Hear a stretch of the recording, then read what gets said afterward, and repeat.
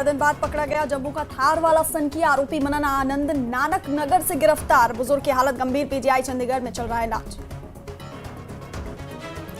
America के 25% tariff लगाने के फैसले पर केंद्र सरकार का बयान, कहा राष्ट्रीय हित की सुरक्षा के लिए हर कदम उठाएंगे। किसान और उद्यमी का कल्याण सरकार की सर्वोच्च प्राथमिकता।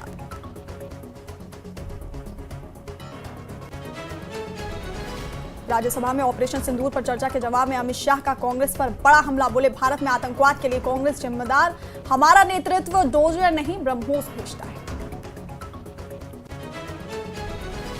मंडी में बाढ़ प्रभावितों से मिले लोक निर्माण विभाग मंत्री विक्रमादित्य सिंह, सैड मोहल्ले में हुई तबाही का लिया जायजा, पीड़ितों को हर संभव मदद का दिया भरोसा। और WCL में पाकिस्तान के साथ नहीं खेलेगा भारत। WCL में पाक के साथ खेलने से भारतीय सीनियर खिलाड़ियों का इनकार। आज खेला जाना था WCL का सेमीफाइनल।